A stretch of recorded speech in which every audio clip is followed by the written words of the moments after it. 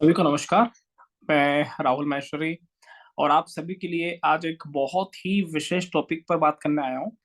बसंत पंचमी और हिंदू सनातन संस्कृति में, हिंदुइज्म में बसंत पंचमी की क्या विशेषता है, कैसे बसंत पंचमी की पूजा करना चाहिए, क्यों बसंत पंचमी का त्योहार मनाया जाता है, क्या क्या अपन को रेमेडीज कर सकते हैं, कैसे कैसे हम इन चीजों को समझ सकते हैं। तो बहुत सारी बातें करने वाले हैं, ज्योतिषी समीकरण से, वास्तु के समीकरण से, ऋतुओं के समीकरण से और हिंदू सनातन संस्कृति के माध्यम से और पश्चिमी देश इन चीजों को कैसे लेते हैं और पूरे वर्ल्ड में बसंत पंचमी किस किस तरह से सेलिब्रेट हो सकती है, उस पर चर्चा करने वाला है। तो मैं क्लास का टॉपिक का शुभारंभ करता हूँ।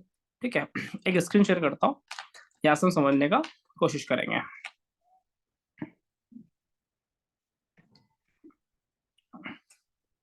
तो यहाँ पे हम देख सकते हैं, यहाँ पे आपको स्क्रीन दिख रहा होगा, बसंत पंचमी स्पेशल वर्कशॉप है आज और बहुत सारी बातें सीखेंगे। ठीक है, तो 2 फरवरी 2025 को इस वर्ष बसंत पंचमी होने वाली है। राइट। इस दिन हम देवी सरस्वती माता की पूजा करते हैं, लेकिन क्यों करते हैं, प्रश्न ये है। क्या आवश्यकता है ऐसी पूजा करने का? क्यों हमें देवी सरस्वती का ही पूजा करना पड़ा? क्यों हम माता लक्ष्मी का पूजा नहीं कर रहे हैं? क्यों हम गणेश जी का पूजा नहीं कर रहे हैं? देवी सरस्वती का ही पूजा क्यों किया गया? तो ये सारी बातों को समझना आवश्यक है। तो विश्व की सबसे प्राचीन और वैज्ञानिक संस्कृति, धरोहर, है ना, world's most ancient and scientific culture heritage के साथ हम जुड़े हुए हैं। हिंदू सनातन संस्कृति सबसे पुराना है, सबसे प्राचीन है, और सबसे पुराना और सबसे प्राचीन होने के बावजूद भी सबसे नया संस्कृति, ये हमारे देश को गौरव प्राप्त है, हिंदुइज्म को गौरव प्राप्त है। ठीक है, तो कैसे आप यहाँ पे समझेंगे। तो बसंत ऋतु किसे कहा जाता है?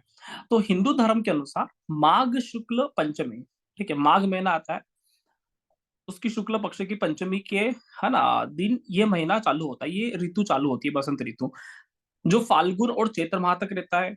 अंग्रेजी कैलेंडर के अनुसार लगभग 2 महीने, फरवरी और मार्च के महीने में यह ऋतु आती है। ठीक है, बसंत ऋतु प्राय ठंड के पश्चात, अभी लगभग ठंड खत्म हो जाता है, बसंत ऋतु में लास्ट ठंड पड़ती है, उसके बाद एक आध दो ठंड पड़ जाए तो बहुत बड़ा बात नहीं है। बसंत ऋतु के समय लगभग ठंड समाप्त हो जाती है बसंत पंचमी के समय, और ये ठंड की समाप्ति है और गर्मी के पूर्व के समय होता है।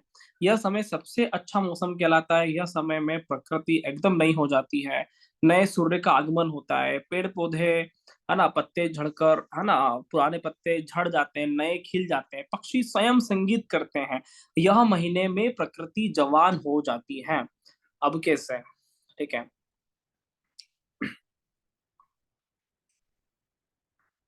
तो यहाँ पर आप देख सकते हो, यहाँ पे आपको इसके में दिख रहा है, खेतों में पीले फूल नजर आते हैं, है ना, आमतौर पे ये सरसों की खेती के फूल है, और ये बसंत ऋतु के समय पीले फूल खेतों में आ जाते हैं। ठीक है, मध्य प्रदेश, राजस्थान, गुजरात, है ना, पंजाब में अधिकतर इसकी खेती होती है। सेकंड आपको फोटो दिख रहा है, ये है आम का पेड़।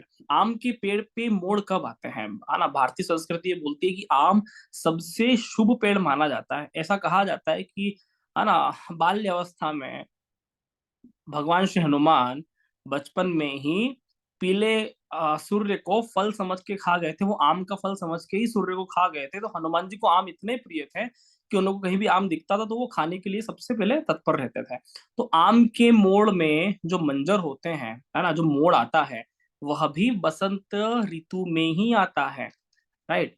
इसके अलावा प्रकृति नृत्य करती है, आप देखोगे पक्षियों को, मोर हो गया, तोता हो गया, है ना, कबूतर हो गए, पक्षी नृत्य करते हुए पाए जाएंगे, है ना, उनकी खिलखिलाहट, चहचहाट की आवाज आपको हर तरफ दिखाई देती है। तो पक्षियों का नृत्य और संगीत भी आपको इसी ऋतु में मिलता है। ठीक है, बसंत ऋतुओं को, बसंत को ऋतुओं का राजा कहा जाता है, और वहीं आम को फलों का राजा कहा जाता है। तो आम के फलों में मोड़ भी इसी वसंत में आते हैं, और ऐसा भी कहा जाता है कि आम का फल सबसे श्रेष्ठ फलों में से एक कहा गया है। भारतीय संस्कृति तो फूलों से भी अधिक महत्व आम के पत्ते को देती है।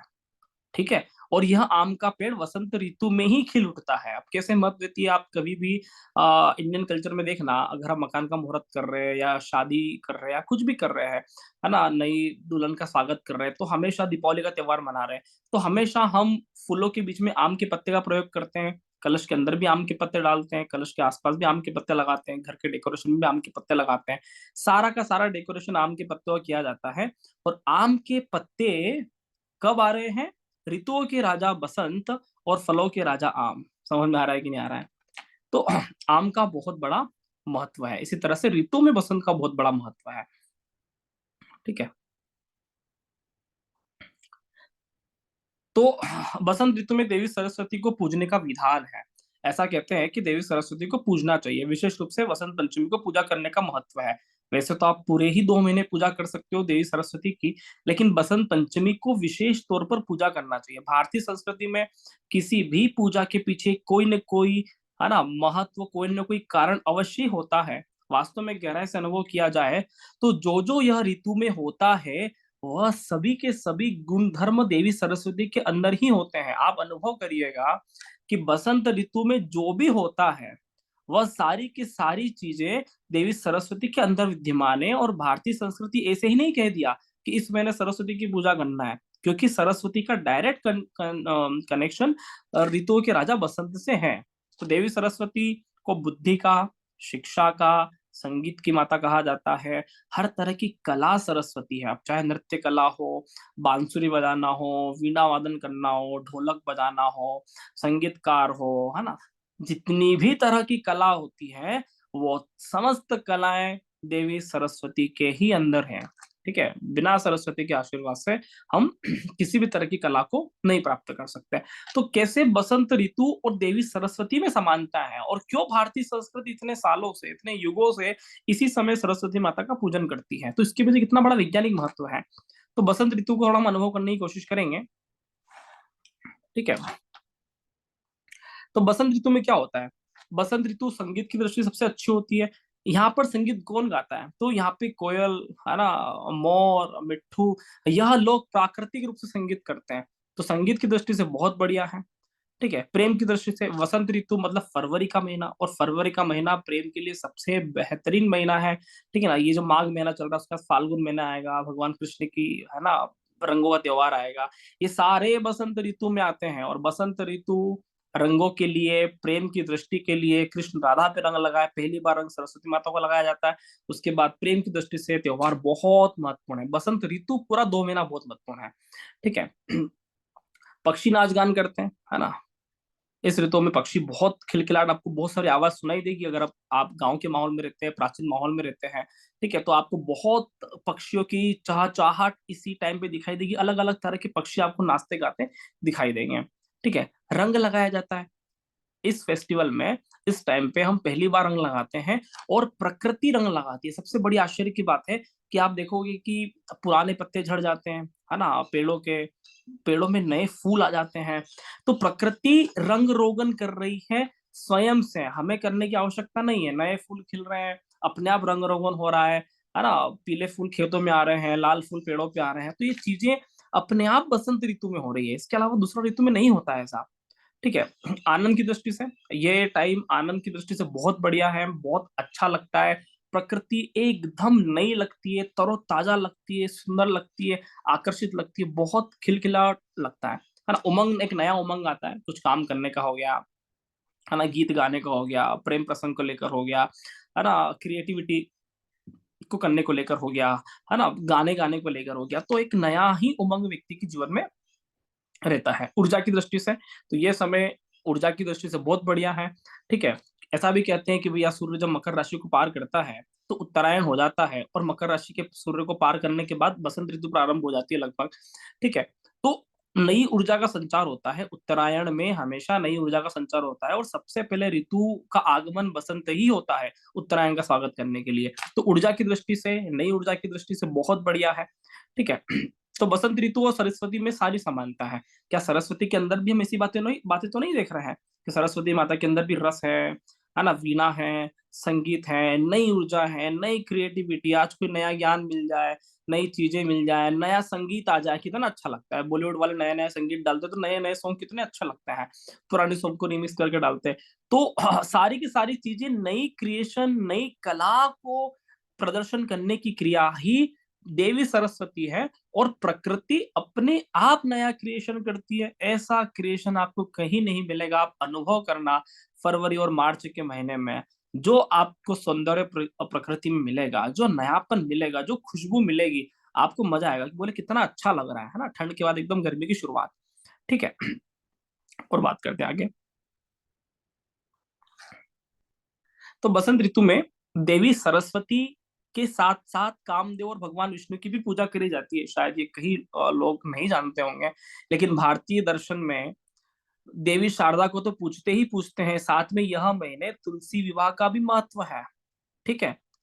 यह महीने में तुलसी विवाह का भी महत्व है। हिंदू सनातन में शादी विवाह यह महीने में सबसे अधिक होते हैं। फरवरी का महीना आमतौर पे शादी विवाह के लिए बहुत बढ़िया होती है।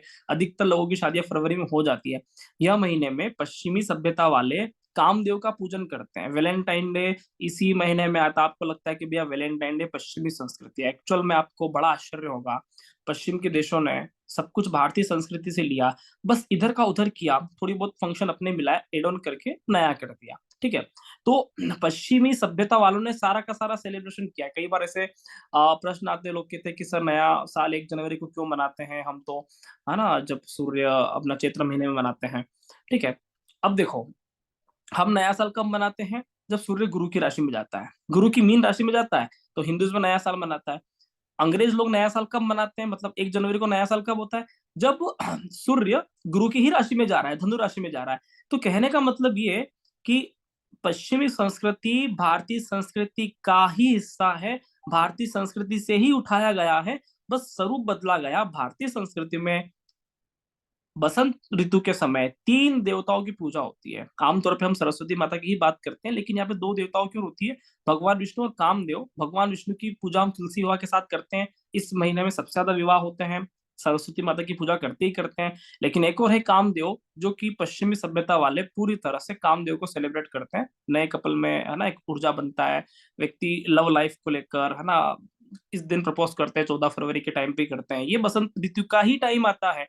जिस तरह से प्रकृति में नए फूल खिलते हैं, उसी तरह से प्रत्येक जीव में इसी महीने अपने आप नए फूल खिल उठते हैं।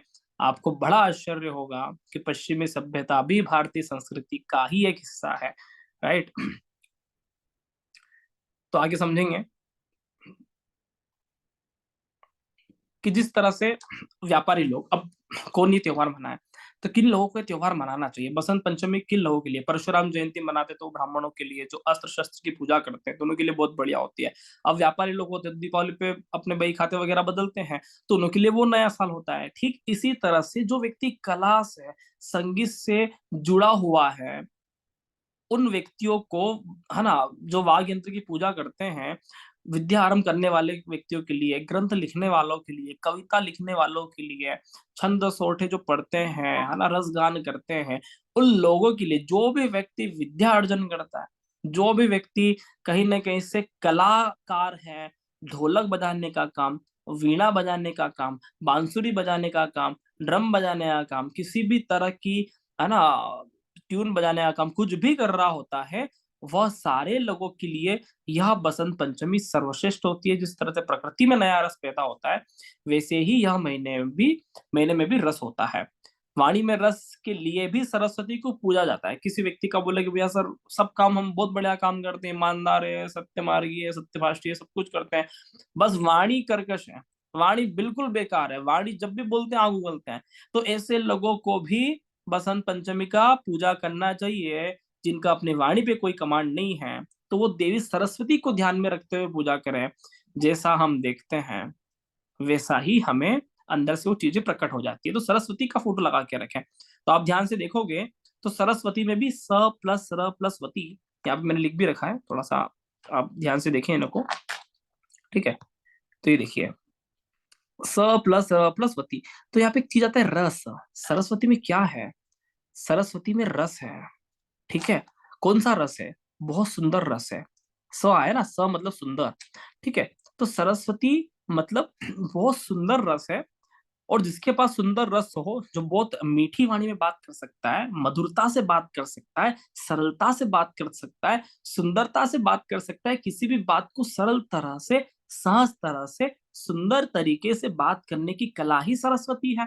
तो जो व्यक्ति विद्या पाठन करते हैं, है ना, ज्योतिष के फील्ड में है, ज्ञान के फील्ड में है, स्पिरिचुअलिटी के फील्ड में है, टीचर हैं, काउंसलर हैं, जिन्हों का काम वाणी से ही जुड़ा हुआ है, वह सारे लोग बसंत पंचमी के दिन सरस्वती का पूजा अवश्य करें। जिसका भी काम वाणी से जुड़ा हुआ है, वो अवश्य ये पूजा कर सकते हैं। ठीक है। अब आज के युग में क्या, अब आज के युग में जैसे यूट्यूब हो गया, इंस्टाग्राम हो गया, फेसबुक हो गया, टिकटॉक हो गया, ऐसे कई प्लेटफॉर्म हैं जहां पर अलग अलग तरह की कला और रील्स बनाए जाते हैं। जैसा कि मैं पहले ही बताया हूँ कि सरस्वती किसी भी तरह की कला और किसी भी तरह की वाणी का कार्य है। आप रील्स बनाइए, आप वीडियो बनाइए, आप प्रेजेंटेशन दीजिए, आप पढ़ाइए, ज्ञान दीजिए, नाचिए, गाइए, कुछ भी करिए, इन सभी में सरस्वती का पूरा योगदान है। तो अब जो व्यक्ति, है ना, यूट्यूब पे, इंस्टाग्राम पे, फेसबुक पे, टिकटॉक पे नए जमाने के ये जो काम कर रहे हैं, इन लोगों के लिए भी वसंत ऋतु बहुत महत्वपूर्ण है। लेकिन इसमें भी वसंत पंचमी सबसे ज्यादा महत्वपूर्ण है। ठीक है। तो वो लोग भी इस समय पूजा कर सकते हैं, है ना, सरस्वती माता का ध्यान कर सकते हैं, बसंत पंचमी की पूजा कर सकते हैं। पूजा कैसे करना है, तो ये बहुत जरूरी है।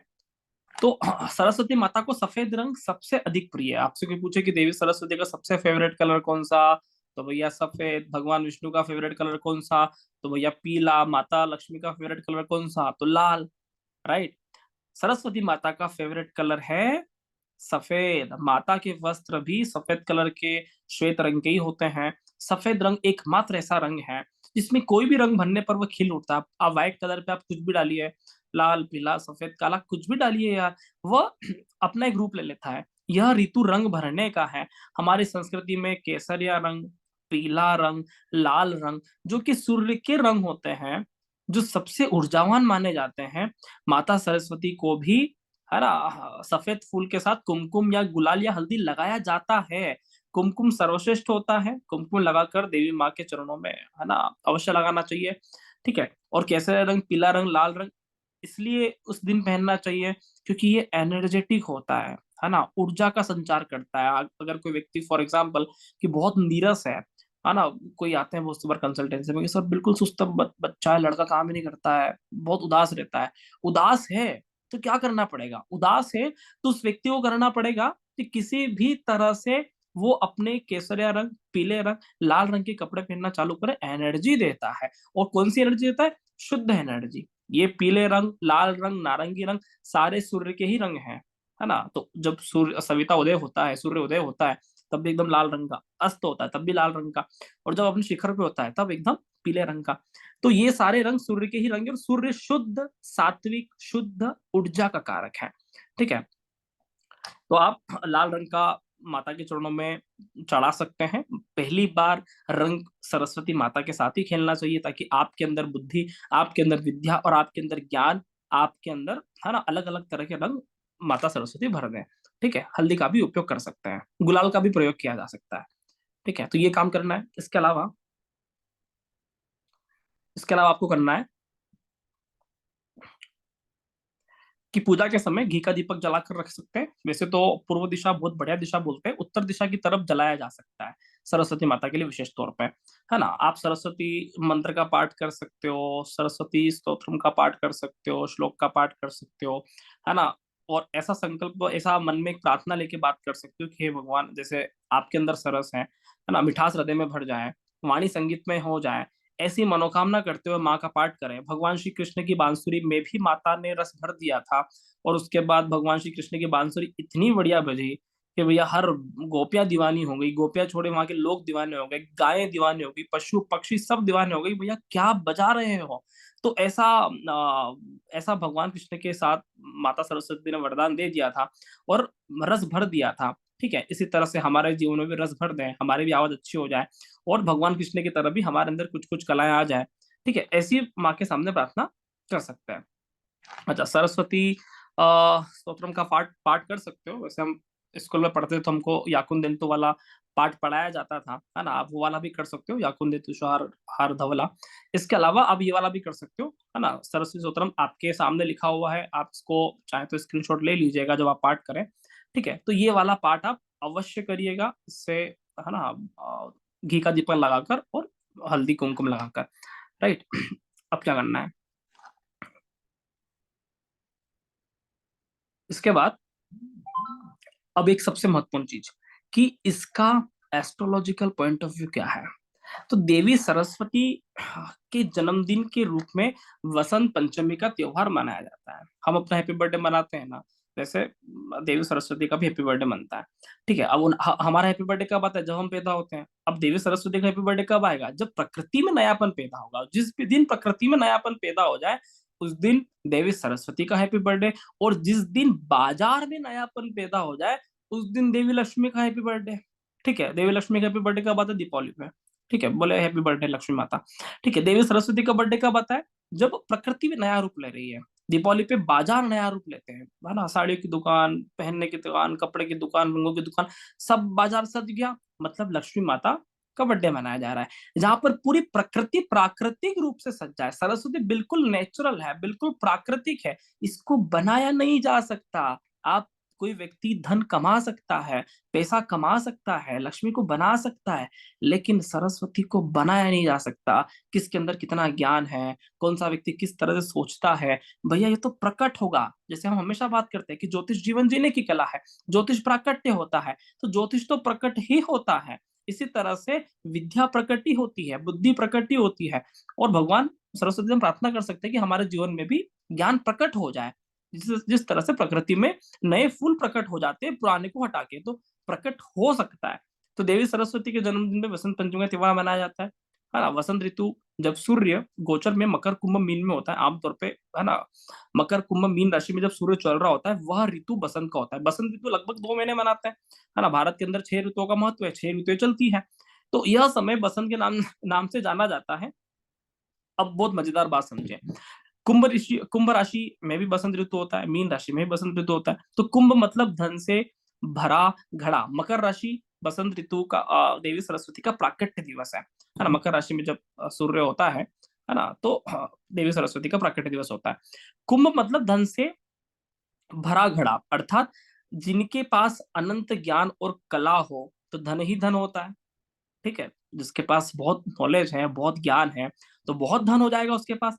अब इसको उल्टा लीजिए, जिसके पास यदि धन आ जाए तो वह भी कहीं ना कहीं ज्ञानी हो जाता है। मतलब ज्ञानी तो नहीं होता, लेकिन कहीं ना कहीं लोग उसकी बातों को ऐसा लगने लगता है कि भैया ज्ञानी आदमी है, कोई बहुत करोड़पति व्यक्ति बात कर रहा है, वो कोई टुच्ची बात भी कर जाए तो कैसा लगता है, बहुत बढ़िया यार, सर ने क्या कहा, क्या बात है आपकी, तो बात ही निराली है। मतलब कोई बहुत बड़ा व्यक्ति हो जाता है तो ज्ञान अपने आप प्रकट हो जाता है, लोग उसकी बातों को अच्छा मानने लगते हैं, ऐसा हो जाता है, ठीक है। तो ये कहना चाह रहा हूँ। ठीक, मीन राशि आध्यात्म और समुद्र की राशि है। यह महीने में हिंदू सनातन का नया वर्ष शुरू हो जाता है। यह महीना में भारत नवरात्रि मनाता है, चैत्र नवरात्रि मनाता है, और सबसे बढ़िया टाइम माना जाता है। मकर राशि, कुंभ राशि, मीन राशि, आप ज्योतिष के विद्यार्थी, आपको समझ में आएगा कि ये तीनों काल पुरुष कुंडली से भाव 10, 11 और 12 भाव में आते हैं। ये तीनों ही भाव कर्म, लाभ और उच्चतम ज्ञान के हैं, ठीक है। और माता सरस्वती हमें कर्म, लाभ और उच्चतम ज्ञान की तरफ बढ़ाती है। मीन राशि उच्चतम ज्ञान है, और मीन राशि में सरस्वती का कॉम्बिनेशन बहुत बढ़िया बनता है। ऐसा भी कहते हैं कि भैया सरस्वती की राशि मिथुन और मीन कहा जाता है, ठीक है। तो मीन राशि उच्चतम ज्ञान की, और मिथुन राशि व्यक्ति के क्रिएटिविटी की। आज की तारीख में हम देखते हैं ना कि भाई इंस्टाग्राम पे पोस्ट कर दिया, रील्स बना रहे हैं लोग, कॉमेडी वीडियो बना रहे हैं। मिथुन राशि हर तरह की क्रिएटिविटी, और मीन राशि हर तरह का एक्सीलेंट नॉलेज, उच्चतम ज्ञान, उत्कृष्ट ज्ञान, वो सारा मीन राशि होता है। तो सरस्वती 2 राशि में बाय डिफॉल्ट रहती है, बाय डिफॉल्ट उस राशि का कारक है। मिथुन राशि भी सरस्वती क्रिएटिविटी के लिए, आर्ट एंड क्राफ्ट के लिए, मीन राशि भी सरस्वती लेकिन नॉलेज के लिए, स्पिरिचुअलिटी के लिए, ज्ञान के लिए, ज्योतिष के लिए, वेद के लिए, पुराण के लिए। तो ये सारी चीजों में हम देख सकते हैं। वास्तु के अनुसार उत्तर दिशा को सरस्वती की दिशा कहा जाता है। यह दिशा में शिक्षा प्राप्त करने वाले विद्यार्थियों को देवी माँ का चित्र लगा लेना चाहिए। साथ ही साथ सरस्वती वंदना भी करना चाहिए, है ना? हम स्कूल में पढ़ते थे तो हमको याकुन देंतु वाली बहुत अच्छे से रटाया गया था, है ना? तो वो वाले भी कर सकते हो, सरस्वती स्तोत्रम वाला पाठ भी कर सकते हो। यह दिशा प्रायः बुध की मानी जाती है, और बुध मतलब बुद्धि का कारक होता है, अच्छी बुद्धि चले, अच्छा ज्ञान मिले, बुध मतलब हर तरह का ज्ञान प्राप्त कर सकता है ना? बुद्धि मजबूत हो सके, तो ये दिशा वो व्यक्ति के लिए सबसे लाभप्रद होती है। अब लास्ट कि भैया बसंत पंचमी कब है सर, शुभ मुहूर्त बता दीजिए, है ना? तो शुभ मुहूर्त भी बता देते हैं, है ना? वैसे आप अपने जो लोकल पंडित जी हैं, है ना, वो लोकल पंचांग से बहुत अच्छी बातें बता सकते हैं आपको कब क्या मुहूर्त है, लेकिन फिर भी एक सर्वमान्य बसंत पंचमी इस बार संडे को आ रही है ना? उस दिन तारीख है 2 फरवरी, 7:30 से 12:30 बजे तक बहुत बढ़िया मुहूर्त है ना? इसमें आपको लाभ का दुखड़े मिल जाएगा, अमृत का दुखड़े मिल जाएगा, अभिजीत मुहूर्त सारे मिल जाएंगे। कौन से कपड़े पहनना है? तो पीले रंग के केसरिया वस्त्र या फिर सफेद वस्त्र धारण करके माता की पूजा करना चाहिए। क्या दान कर सकते हो? तो आप दान में, है ना, स्वीट्स दान कर सकते हो, मिठाई दान कर सकते हो, ठीक है? रेमेडीज क्या कर सकते हो? कुछ स्पेशल रेमेडीज कर सकते हैं क्या? तो स्पेशल रेमेडीज में कृष्ण मंदिर अवश्य जाएं। भगवान कृष्ण का माता सरस्वती से डायरेक्ट कनेक्शन था, है ना? वो हर तरह की कला में पारंगत है, और ये सारी की सारी कला माता सरस्वती ने भगवान श्री कृष्ण को बचपन में गिफ्ट कर दी थी। तुलसी पूजन किया जा सकता है। भगवान कृष्ण का बसंत पंचमी से गहरा कनेक्शन है। तुलसी विवाह, है ना, पहली बार विवाह भगवान कृष्ण का ही हुआ था, है ना, बसंत ऋतु में। इसके अलावा, है ना, नदी में स्नान किया जा सकता है ना? त्रिवेणी संगम में स्नान कर सकते हो, कुंभ मेले में जा सकते हो, बच्चों को मिठाई या टॉफी दे सकते हो, है ना? आपको, क्योंकि सरस्वती मतलब छोटे बच्चे के लिए, या जो लोग कलाकार हैं, अब कलाकार कौन होता है? छोटे बच्चे तो वैसे ही बाय डिफॉल्ट कलाकार होते हैं, लेकिन ऐसे भी कलाकार होते हैं जो बहुत अच्छा ढोलक बजाता है, अच्छी बांसुरी बजाता है, अच्छी वाणी वीणा बजाता है। उन लोगों को भी आप सपोर्ट कर सकते हो अगर उन लोगों का सही नहीं चल रहा है तो। और बच्चे को तो वैसे ही कलाकार, नेचुरल कलाकार, प्राकृतिक रूप से कलाकार है। नया कार्य शुरू करने के लिए शुभ दिन है, किसी भी तरह का नया कार्य हो जाए, ठीक है, कोई भी तरह का नया कार्य हो, यह कार्य करने के लिए सर्वदा शुभ है। इस दिन आप दुकान कर लीजिए, दुकान का मुहूर्त कर लीजिए, है ना? या कोई नया काम चालू कर लीजिए, ज्योतिष सीखना चालू कर दीजिए, वेद पुराण लिखना चालू कर दीजिए, कोई भी नया काम जहाँ पे मुहूर्त नहीं मिल रहा है, आपको लग गया कि सर बहुत टाइम हो गया मुहूर्त नहीं मिल रहा है, बसंत पंचमी शुभ कार्य के लिए सबसे बेस्ट मुहूर्त है। शादी का मुहूर्त नहीं आ रहा है, बसंत पंचमी शादी के लिए बाय डिफॉल्ट सबसे बेस्ट मुहूर्त है। ऐसे मुहूर्त में किसी भी तरह का कोई भी तकलीफ नहीं है। आशा है आपको बसंत पंचमी से जुड़ा हुआ कॉन्सेप्ट अच्छा लगा होगा, ज्योतिष दृष्टिकोण से, वास्तु के दृष्टिकोण से, पश्चिमी सभ्यता के दृष्टिकोण से, और हिंदू सनातन के दृष्टिकोण से बहुत अच्छा लग रहा होगा। बहुत बहुत धन्यवाद। नमस्कार। जय जय श्री राम।